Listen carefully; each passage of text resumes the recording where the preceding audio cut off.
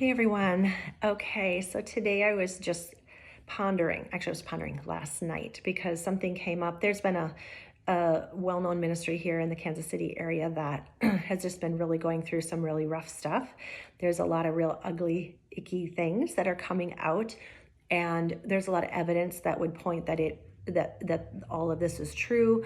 And then there's, of course, tremendous argument that, oh no, this isn't true. People, and it's been so hard for people and just heartbreaking. And even from someone I don't, I'm not involved in this ministry and just barely, kind of know about it in some ways and don't really keep up with it. And yet I'm just heartbroken at what is happening and what is coming forth, and that it just keeps getting worse and more. The waters are muddied. It's bad.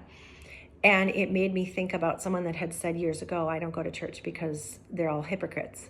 And I have two things to say about that. Is first of all, that's probably true on some level, not all, but some level. Is that number one? If there's hypocrites in the church, thank goodness they're there. Okay, because if there's good teaching and solid teaching, that they need it as much or more than anybody else, right? But number two, to not go to church because there's hypocrites there is kind of silly, because you do go to work and there's probably hypocrites there. You go to shopping malls and there's hypocrites there. You can go out to dinner and there's hypocrites there. So it's not about, the reason why you're going to church isn't, it's about community, and you are finding people that you can connect with and relate to, but it isn't necessarily that you're going only for that. And you're not going to connect with everybody there. You have a choice. In America, we have thousands and thousands of different churches, and it's important to find a really good Bible-believing church, one that doesn't preach a watered down message or mixed message. And I know that can be challenging, and I think it's important to find people that you can trust and you see who are modeling a biblical way of living, but also just asking the Holy Spirit, hey, help me in this, So it was heartbreaking to hear more things about this ministry last night, and then knowing that there's potentially more things that are coming up and out. But I feel like this is what happens, is God will allow, if these things are true, and I'm not even saying whether they are or not, I'm not even going there with an opinion. I am honestly just praying from a very far distance, as many other people are. God, do your will. Have your way.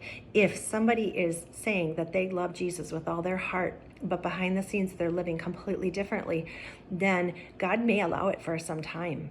But at some point, if that isn't changing and they don't say, hey, okay, yeah, this was wrong, I shouldn't be living like this, or I shouldn't be doing this, that it will come out. It'll come out.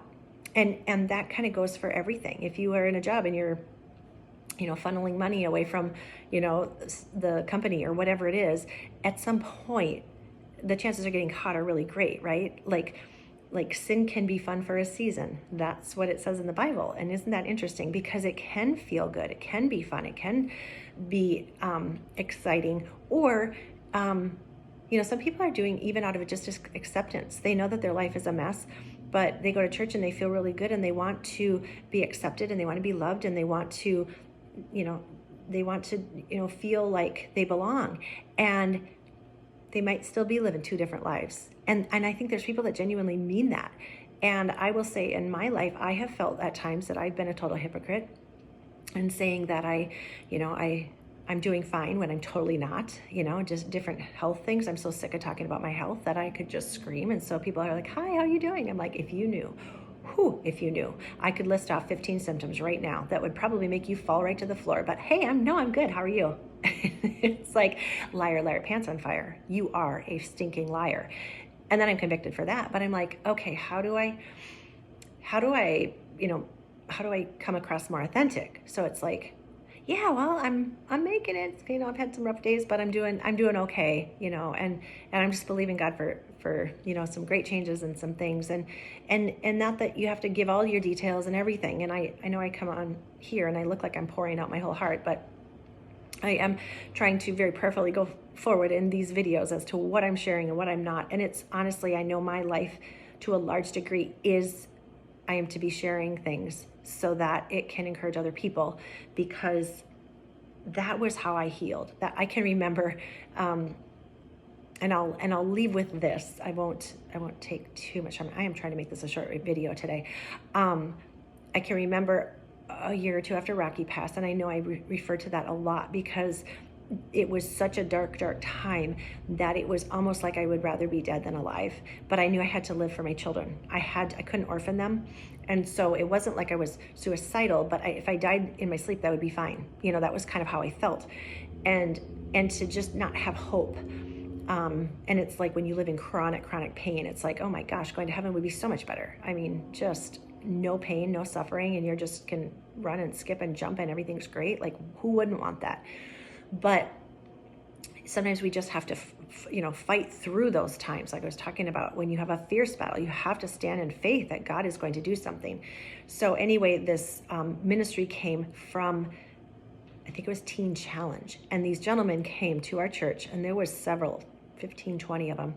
And many of them shared their stories of growing up with horrible home life, drugs and alcohol addiction and porn, and parents that were not there or weren't taking care of them, no money, no food. I mean, horrible things.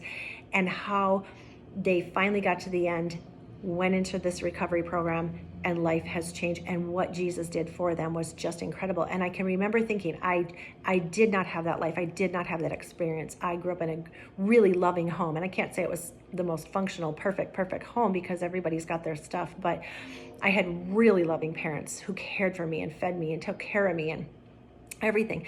But I could relate to the desperation that they felt. I'm like, and if they can make it, I can make it. I can, because I had really amazing tools. I mean, and I had amazing support, and I had provision, and so I'm like, oh my gosh, if they could make it, I can make it.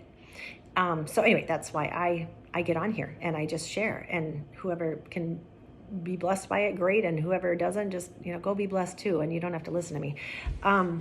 But just know that the hypocritical thing, it's everywhere.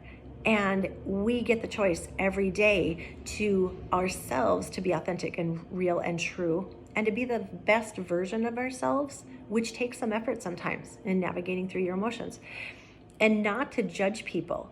And it's kind of a careful balance where you're not judging people and you're not pointing fingers and you're not, being like, oh, they're such losers, but you're also using wisdom and discernment and keeping the company around you healthy, and that you're picking people who are also trying to live their best life and be their best self, and being, humble before the Lord and humble before others. And so that's just kind of a really quick message, I guess, about hypocritical people, and just to know that any of us could be that. And so just always check our own heart first. And then if you see somebody like that, you pray for them. That's our job. We can pray for them. And if for some reason the Lord leads you to talk to them, then do it with great humility, and know, like you know that you're supposed to say anything. And otherwise, don't open the can of worms, right? And just pray. All right, I hope you guys have a great day.